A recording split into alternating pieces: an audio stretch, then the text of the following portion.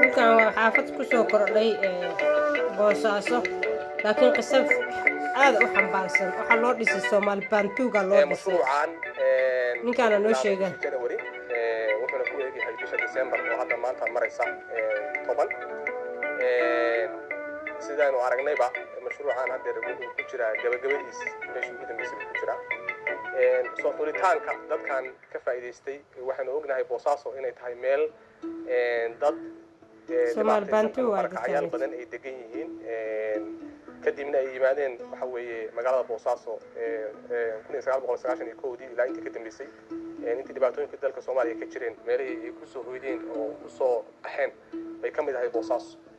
waxaa degan 36 IDP baa degan magaalada Boosaaso qaybna gudaha degan yihiin qaybna meel bariga Boosaaso outside-ka bay degan yihiin 36 IDP qoyti yani meelada barkacayal afar kaam oo kamid ah la doortay afarta kaam ee la doortay waxa loogu talagalay markii intaan la xulan waxa lagu sareeyay dadka gudaha degan magaalada gudaheeda degan oo ay saameyn karto oo dhibaatadu u nugul in lagu sameeyo barakicin maadaama dadka magaalada gudaheeda degan dadku dhulka ay degan yihiin iyagu aysan lahayn oo bari ka maalin dadka dhulka iska lahaay banaanka u rari karaan hay'adaha UNHCR iyo NRC iyo hay'adaha ka shaqeeya halka waar waxa lagu heshiiyay afar kaam oo kamid ah in bal horta la soo qaato implementation survey lagu sameeyo kadib la ogaado dadka local integration-ka raba inay dadka dhex galaan oo wadanka joogaan oo ku sii noolaadaan waliba dadkii muddada dheer joogay 25 sano ilaa 30 sano dadkii joogay intee qof baa rabta afarta IDP integration survey uu su'aalo la weydiiyo yaa raba inuu sii joogo wadanka ku sii noolaado magaalada Boosaaso ku soo yaa raba inuu meeshii uu ka yimi waagi hore ku laabto dadka haddana ku sameeyay 195 afartii kaam integration survey lagu sameeyay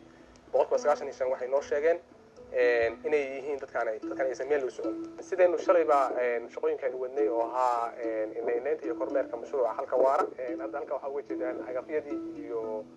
baabuurka wala dhulka quruxdiisa arag ma sha Allah dhul qurux badan ayaa oo u jeedaan oo meel jay ah qurux meeran oo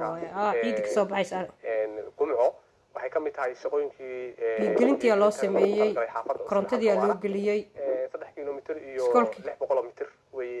power 3.4 kilomitir oo magaalada Boosaaso biyaha loogu soo xiray power saasay daaradku sharaf u leeyihiin afka daaradkiina ka duwa daarad dad sharaf la waayo asxaam badan oo sharaf leh oo ceerin dadka walaalahooda Soomaaliya markasta waa asxaam badan hada adiga jareer tahay hada jareer waxaan arkay caynaysa saay muxuu haytidito gelin soo jiidaan caynaysa reer Puntland hada reer Puntland waxa tiraahdaa aragta arinkan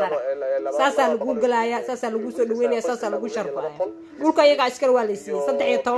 13 waayo dhulkan